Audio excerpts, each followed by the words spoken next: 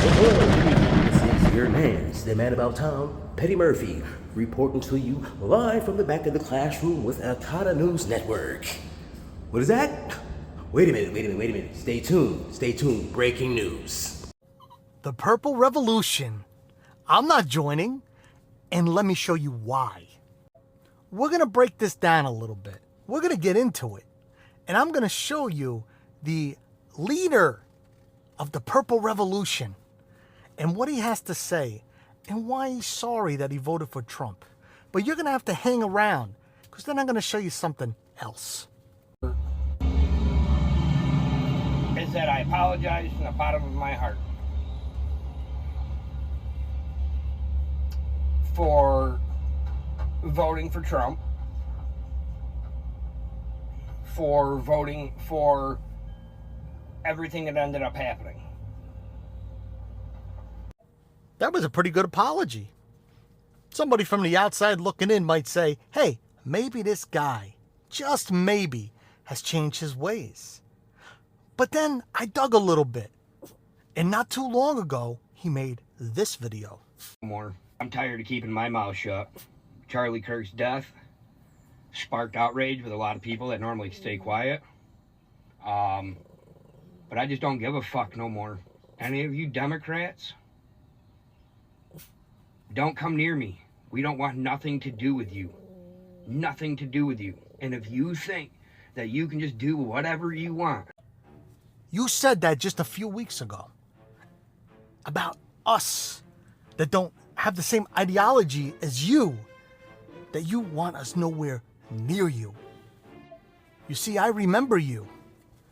I remember you from just a few years back, holding those bonfires on Telegram, and you used the same thing.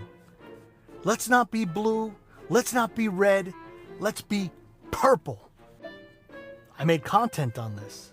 Do you remember remove them all in one day? You weren't talking about Republicans. You were talking about Democrats. You go on to say that we're going to need you. That's right.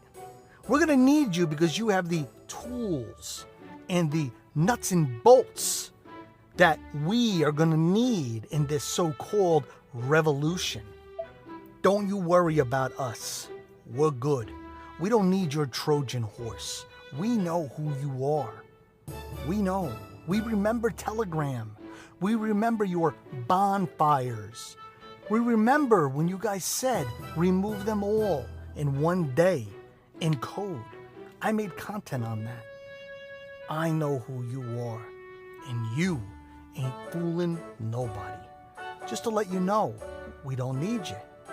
We have people like me out there. We have veterans that don't have the same ideology as you, that also have those tools and nuts and bolts. We don't need you. Let me rephrase that. We don't want you. Tell me what you guys think in the comments. And if you haven't followed me yet, please do. Have a day!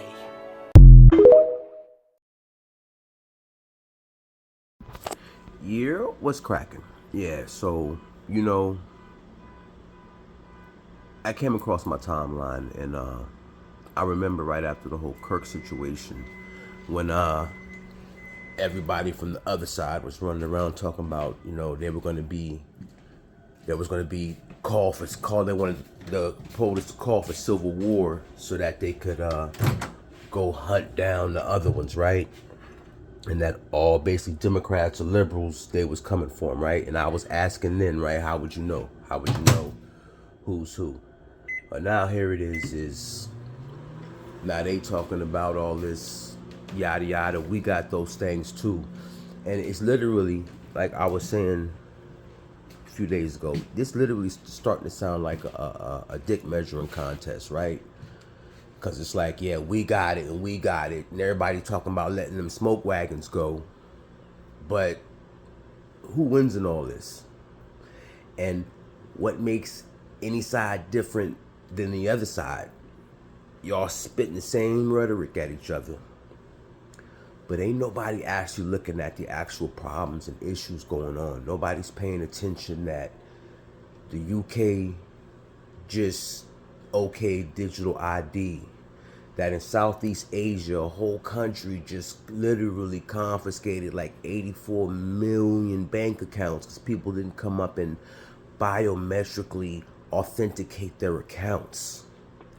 Yo, we are walking into a dystopian future of shit that we have seen in Hollywood movies since our generation was children, and we're willingly doing this shit, and ain't nobody paying attention. They just worried about what side of the fence politically their ideologies align with and who got the most guns. This shit is wild to me, bro. And like, I want to say I get it, but I don't get it. I mean, you got one side fighting for illegals to have rights. Then you got the other side ready to go to war because someone killed their savior that comes from their same camp, but they mad at the other side. And then you got one side saying that ladies can be men and men can be ladies, and everybody's going to war or trying to go to war for a whole bunch of shit that don't make no sense. And maybe I'm just tweaking, maybe I'm just getting old, I don't know.